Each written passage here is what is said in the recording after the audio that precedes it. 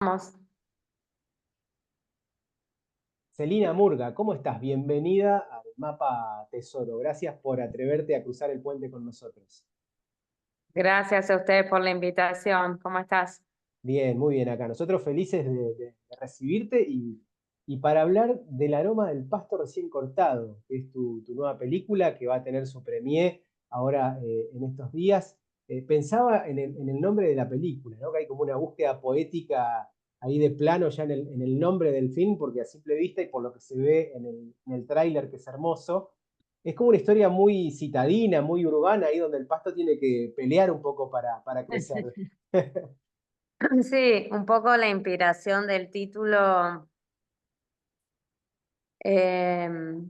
tiene que ver con que, bueno, los dos protagonistas de la película son profesores universitarios en la Facultad de Agronomía. El predio de agronomía acá en Buenos Aires es un predio enorme, enorme en el medio de la ciudad, muy hermoso porque es muy Ujú. grande. Realmente vos entras ahí y sentís que estás en el medio del campo. Y tenía que ver más que nada como con evocar ese medio ambiente en el que ellos están y que es importante en la historia, digamos, ¿no? Porque, bueno, gran parte de lo que sucede en ese marco. Y también, bueno, sí, como con una intención de generar o evocar, como vos dijiste, una, una sensorialidad, digamos, ¿no? Que genere interés, intriga y a la vez con algo que pasa con ese olor, que es que todos lo reconocemos. Eso es Mm, espectacular. Viste, como que mm. hay algo de que la memoria se te va a un lugar muy específico de que todos hemos sentido ese olor en algún momento, ¿no? Y eso me gusta cuando los títulos generan intriga y a la vez trascienden el fenómeno específico de lo que va la película. Y esa sensorialidad que vos bien reflejás ahí cuando decís del aroma del pasto recién cortado, que te traslada. Puede ser a un lugar, puede ser a un encuentro, a una mirada, alguna cuestión muy específica, ¿no? ¿Verdad? Digo, y Sí, trasciende las totalmente, a una edades. explicación, Eh, ¿no? Sí. bueno, Dos matrimonios es un microcosmos que tranquilamente ahí se traspola en un punto universal y está esa exploración del sexismo, de la misoginia, están las órbitas familiares, laborales. ¿Cómo reflexiona la película sobre esos vínculos? ¿Qué es lo que intentás transmitir? Bueno, un poco la película surge, la primera versión del guión se escribió allá por el 2017, 2018, o sea, antes de la pandemia, ¿no? Cuando Argentina estaba atravesando un auge muy contundente respecto del feminismo, de la mano ¿no? Del- de la lucha por la ley a favor del aborto. Y era un momento, por lo menos desde Capital Federal, muy, muy convulsionado, donde se hablaba, de donde todo estaba muy atravesado por esa mirada, ¿no? Ujú, ujú. Por lo menos, obviamente, en los ambientes microcósmicos que uno se mueve. Está Pero bueno, en bien. Capital Federal es bastante contundente. Y un poco era muy difícil no estar atravesado por la pregunta, ¿no? Sobre cómo vivimos en función de ese tema. Y también los compañeros hombres, como algunos más menos, algunos más, otros menos, Ujú. pero algunos atravesados por eso. Y también preguntándonos bastante respecto de, bueno,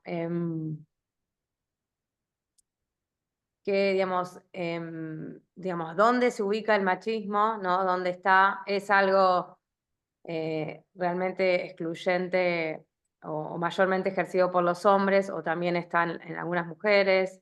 Em, los hombres son malos por ser hombres, las mujeres somos buenas por ser mujeres, ¿no? Como algo de un poco la necesidad de abrir esa pregunta y de poner como, abrir una zona de grises donde todo no esté tan polarizado como era lo que pasaba en ese momento, que todo Claro. estaba muy polarizado, ¿no? Em, y de ahí surge la película. Entonces surge esta idea de contar una misma historia transitada por un personaje femenino y por un personaje masculino.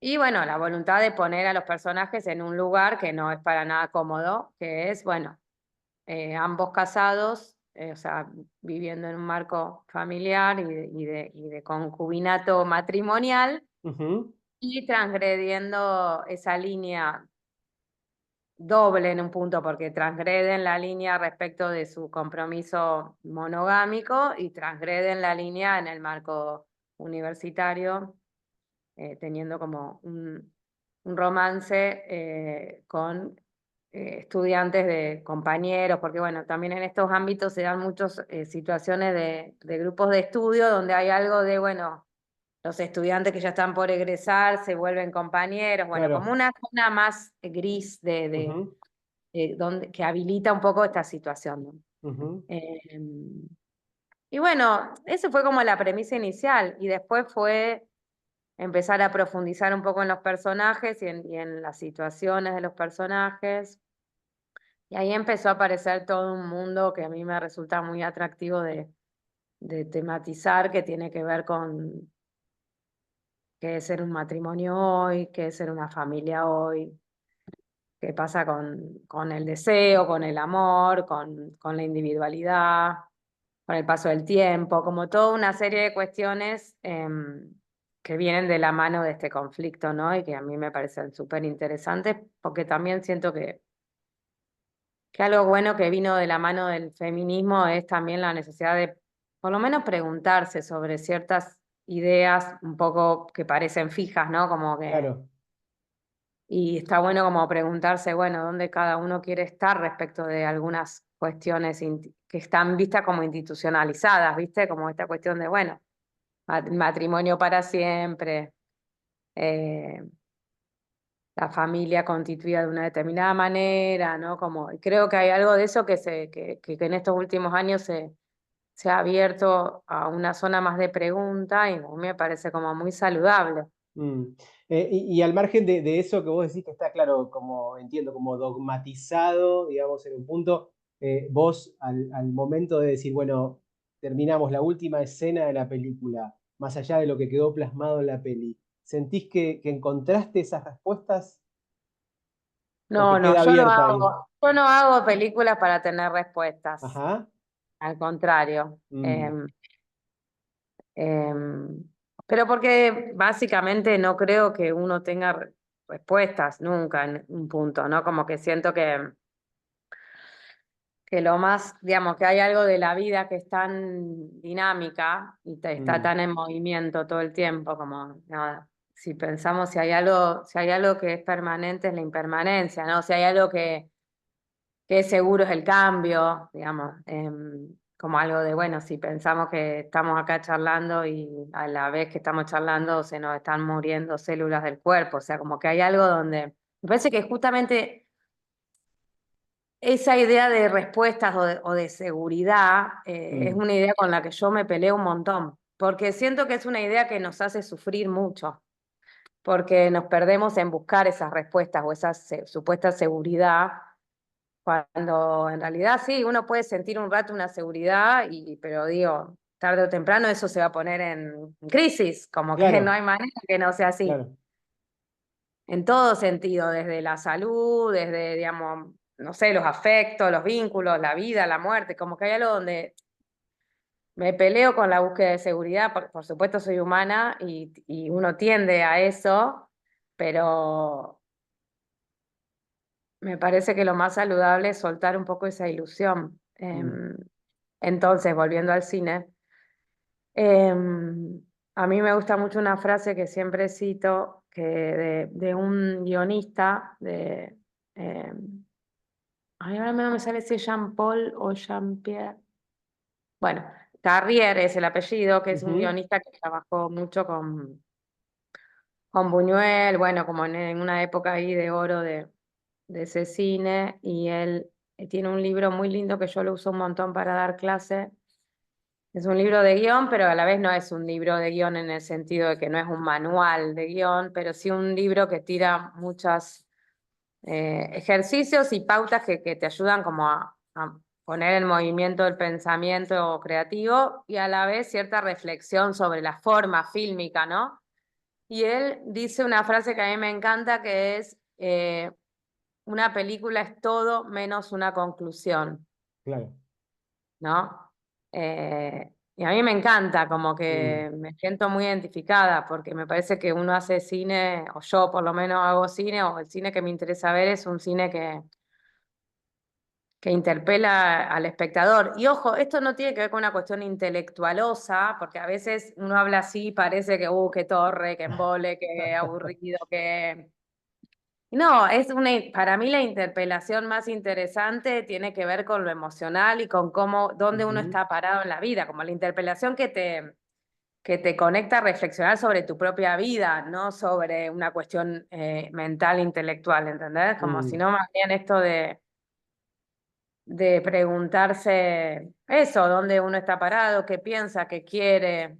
Digamos, me parece que soy muy fan de esta cuestión de pensarnos como personas en movimiento. Y ese movimiento necesita como habilitar una zona de pregunta un poco constante, de alguna claro. manera. Y me parece que Mm, el cine es una gran herramienta para eso. mm. Cuando empezaste a escribir la historia, ¿ya empezaste a imaginarte a la actriz y al actor protagónico y a los demás que están ahí orbitando? O lo haces en etéreo y después van apareciendo por cuestiones de casting y demás? Sí, no, yo cuando escribo el guión no tengo tan en la cabeza una fisonomía, sino más Ujú, bien una cuestión más de personalidad. O ujú, sea, sí se me presentan rasgos de personalidad que un poco definen a los personajes. mm, Pero después, pero no le pongo como una cara o un cuerpo específico, como que me gusta tener toda esa etapa de escritura libre de alguna manera de eso. Y después trabajo bastante en una instancia más avanzada de casting que tiene que ver básicamente con compartir el guión con una amiga y compañera que es directora de casting y empezar a ujú, hablar con ella respecto de qué ve ella también en el material y empezar a imaginar, bueno, cómo sería este personaje en esta persona, que es el claro, actor o la actriz, ¿no? claro. Y a partir de ahí, bueno, obviamente se abren un montón de hipótesis porque un mismo personaje encarnado por una actriz o otra es un montón lo que puede traer diferente, pero bueno, esa es como una etapa muy linda de trabajo, ¿no? Mm. ¿Cómo se da, cómo empieza a darse esta nueva oportunidad de trabajar con Martin Scorsese, que es como una nueva pestaña enorme dentro del proceso? Cuestión que no viene de ahora, digo, tu vínculo con Scorsese, que también estaría bueno que lo repasemos un poco. Y la verdad que fue algo muy orgánico porque yo estoy bastante en contacto con él desde que en 2009, 2008, 2009 gané una beca de la Fundación Rolex, que Ujú, es una beca que básicamente lo que hace es poner en relación un maestro y un discípulo en distintas disciplinas. Eh, y bueno, como que durante un año se arma como un vínculo re intenso y humano y creativo. Y bueno, desde ese momento quedé muy en contacto. Entonces, siempre como que todo lo que hago le voy compartiendo en claro. distintas instancias, ¿no? Desde la escritura hasta el proceso de búsqueda de financiación, hasta, bueno, como que siempre él pregunta y está cerca de lo que va pasando. Y bueno, ya pasó en mi película anterior, en La Tercera Orilla, y en esta también, que se ofreció a ser productor ejecutivo de las películas. Eh, Para mí hay algo de él que es como si a partir de esa relación que desarrollamos en ese momento quedó como una amistad grande y una voluntad de él de apoyar en mi desarrollo, digamos, ¿no? Como que es alguien que es muy generoso y tiene muy claro lo que puede ayudar su presencia en una producción, ¿no? Mm. Te iba a preguntar qué te reencuentra con Entre Ríos en la vida diaria y por un momento se me apareció Scorsese en la cabeza porque hay una foto divina que están vos y él sonriendo y me lo imaginaba, trataba de imaginármelo en algún rincón de Paraná. ¿A dónde lo llevarías a Paraná, Scorsese, ahí como para hacerle una visita guiada, una Ay, recorrida? qué difícil pregunta, Dios mío. es una persona que muy urbana, ¿viste? Eh, Como que no le gusta la naturaleza mucho. mirá qué título, no le gusta la naturaleza. No, no, bueno, es igual es una apreciación mía que Está te bien. pediría que tampoco seamos tan amarillistas de No, poner pero ese. un título que queda acá en el programa, digo, no es un título que va a cobrar notoriedad. Sí, no, bueno, viste que hay gente que es más citadina. Sí, ¿Qué onda? bueno, Te la debo, te la debo. para Te alguna charla debo, con no, él. no sé, porque, no sé, tengo anécdotas de ir en auto por Nueva York y él, ¿entendés? Ve el perfil de Nueva York a la noche y se emociona, como que es alguien Claro, que necesita eso. la urbe, ¿entendés? Hablando de Nueva York, la premier mundial de la película es en el Festival Tribeca, que no es un festival cualquiera.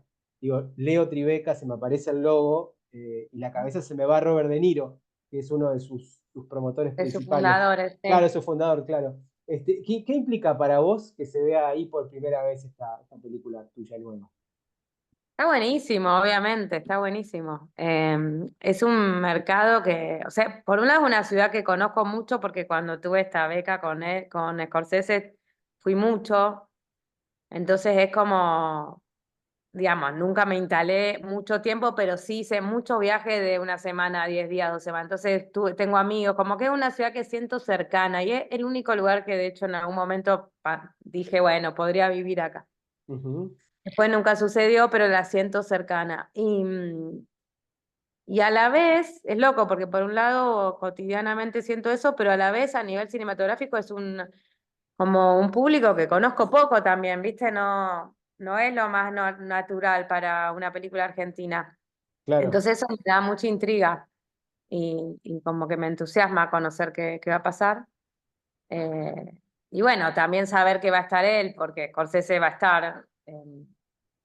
Y esto también es posible porque es su ciudad, digamos, ¿no? Si hubiera sido en cualquier otro lado, el estreno hubiera sido más complicado. Entonces, eso también es lindo de poder finalmente compartir como un ámbito así con él. Y también va a ser se cumplen no sé cuántos años. Hay como un homenaje a De Niro. ajá, No me acuerdo si es por el que cumple años del festival o por qué, no me acuerdo ahora.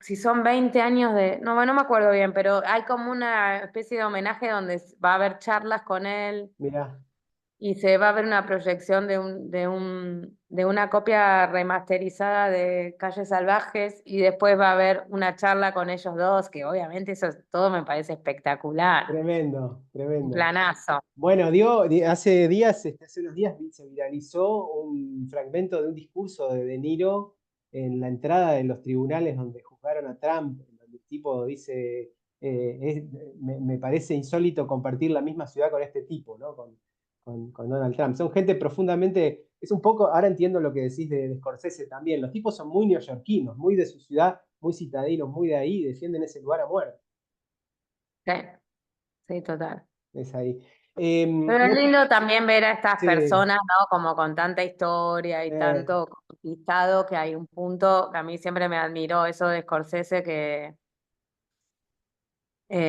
tiene muy claro qué es lo importante y qué es lo que no, ¿viste? Y no, obviamente es una estrella y tiene un montón de, digamos, en su quehacer diario de comportamiento y de circula por ámbitos así relacionados al mundo del espectáculo y todo, pero a la vez es una persona que está muy con los pies en la tierra respecto de qué es lo importante y qué es lo que no. mm, Y que no tiene problema en decirlo cuando hace falta. Entonces eso me mm, parece espectacular, mm, como norte, digamos, ¿no? De más allá de las distancias, por supuesto, nosotros no tenemos una industria como para poder ni soñar con esas carreras de esta gente, ¿no? Como no tiene que ver con el talento, tiene que ver con las posibilidades. No es lo mismo haber lógico. nacido en Argentina que haber nacido en Nueva York. Mm, Como digo, más allá de todos los contextos, hacen a las carreras de la gente, ¿no? mm, Igual no me quejo, digo, es solamente una apreciación. Pero digo, para mí está buenísimo cuando veo a estas celebridades, pero que no actúan de celebridades, actúan mm. de personas. Respecto de eso que marcabas de Scorsese, ¿no? De que el tipo tiene claro qué es lo importante y qué es lo que no, pedirte sobre el final de la charla una reflexión que sirva en un punto polaroid, instantánea, de cómo estás viviendo el momento que atraviesa el cine argentino, la cultura argentina, este ataque permanente, el desfinanciamiento y, bueno, esta tragedia que vivimos hoy. Sí, uf, qué difícil de sintetizar, ¿no? Mm, O sea, es muy difícil porque yo siento que no, bueno, me la paso hablando con compañeros, digamos, de hasta qué punto no la vimos venir, ¿no? No la vimos venir. Eh, y es muy fuerte la sensación de qué fácil que es destruir y qué difícil que es construir, ¿no? Digamos, mm, y realmente impresiona mucho cómo este señor está en menos de 6 meses o en 6 meses de gobierno tan ensañado con todo el ámbito cultural argentino. Y a ver, a mí me parece que la cuestión económica, o sea, el eje en lo económico es una falacia, mm, claramente, porque ujú, si vos te pones a ver los números de la cultura, de los gastos en cultura argentina y de los gastos en el cine puntualmente, que además de que es una actividad que se financia con su propio movimiento industrial, digamos, no tiene un impacto significativo en la economía de un país. Y muy por el contrario, es una actividad que tiene un derrame de virtudes económicas digamos, de plusvalía en un montón de sentidos. ujú, Con lo cual, yo creo que claramente es un ataque ideológico, ¿no? Es mm, un ataque a un sector de la sociedad que puede reflexionar sobre cuestiones que ellos no quieren que se reflexione, ¿no? Y me da mucha pena sentir cómo una parte de la sociedad de alguna manera ha comprado ese discurso de con la tuya, ¿no? Como mm, mm, esto de dejen de jugar, dejen de...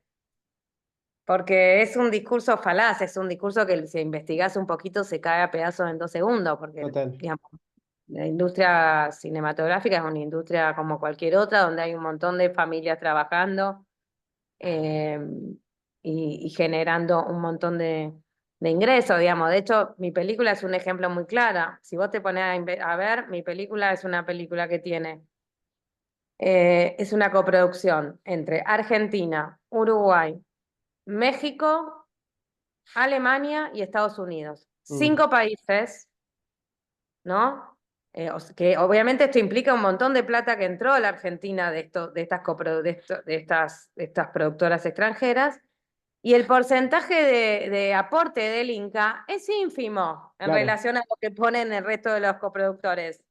Pero Mm, sin embargo, si el Inca no hubiera sido el ente que hubiera dicho, sí, yo estoy apoyando a que esta directora con su equipo y estos actores hagan esta película, ningún otro productor extranjero entra en una película. mm, Y esto no es que pasa en Argentina, no pasa en ningún lugar del mundo, porque lo más lógico es que el primer país que te apoya es el tuyo. Eso lógico. en Mm, cualquier país, digamos, no estamos inventando nada, eso es lo que es más loco, no estamos inventando nada. mm, La industria del cine francés, incluso en Estados Unidos, en varios estados sucede esto. Entonces, por eso hay mucha desinformación y hay mucho Twitter, ¿viste? Mucho tweet vacío, mm. Sí, porque sí, en el fondo es eso. hay mucha desinformación e intencionada, a su vez. Es intencionada para que continúe esa cadena de desinformación y nada, frases folclóricas que instalan una detrás de la otra. Pero bueno, y, no, Total. y por no colgarnos a hablar, digo, de lo que se habla del país una vez que la película se estrena, porque se estrena la película argentina, que tiene todo esto que veníamos conversando en uno de los festivales más importantes en Nueva York, y se va a estar hablando de Argentina. Que está bueno también Ujú. que sirva para contrarrestar lo mal o lo internacionalmente mal representado que está en los últimos tiempos por nuestra clase política, ¿no? Por lo que está sucediendo. El aroma del pasto recién cortado. Celina, querida, nos quedamos con muchas ganas de ver la película pronto, por acá por Entre Ríos. Tenemos un cine hermoso en Concordia, que es el Odeón, y ojalá llegue a esta sala. Y te mandamos un beso grande, te agradecemos. Dale. Tenemos un excelente viaje por allá por Nueva York, y es un placer y una gran emoción haber conversado con vos. Bueno, muchas gracias por la invitación, muy lindo. Gracias. Gracias.